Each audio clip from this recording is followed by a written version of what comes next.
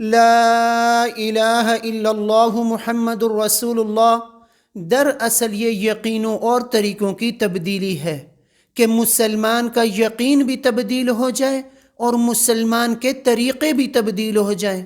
مسلمان کا جو ایمان اور یقین ہے یہ اللہ کی ذات پر بن جائے، اور مسلمان کے جو طریقے ہیں یہ اللہ کے نبی صلی اللہ علیہ وسلم کی مبارک زندگی میں ڈل جائیں۔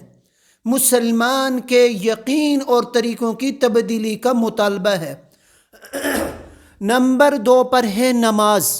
نماز مسلمان کی پہچان ہے، نماز مسلمان کی شان ہے، نماز اللہ کے خزانوں سے براہ راست لینے کا ذریعہ ہے۔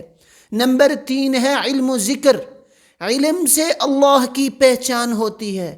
مسلمان اللہ کے پہچاننے والا ہوتا ہے، یعنی اس کو ہر دین کے مسئلے کا علم ہوتا ہے اور اللہ کی یاد کرنے والا ہوتا ہے۔ مسلمان کبھی غافل نہیں ہوتا۔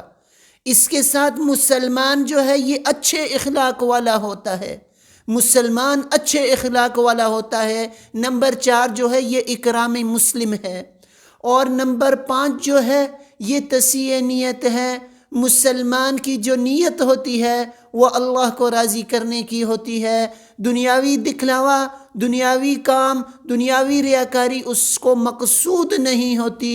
اور نمبر 6 جو ہے یہ دعوت و تبلیغ ہے، یہ مسلمان کا کام ہے۔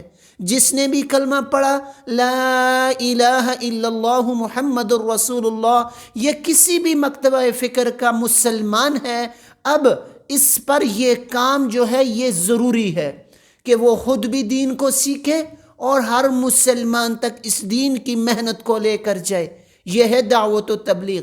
اس پر اللہ پاک نے اس امت کی تعریف فرمائی ہے کہ یہ بہترین امت ہے، لوگوں کے نفع کے لیے نکالی گئی ہے، اللہ پر ایمان لاتی ہے، اور جو ہے یہ جو ہے آخرت پر ایمان لانے والی ہے، اور لوگوں کو نیکی کی دعوت دیتی ہے، لوگوں کے پاس چل چل کر جاتی ہے، اور لوگوں کی منتیں سماجتیں کر کے یہ لوگوں کو اللہ سے جوڑتی ہے۔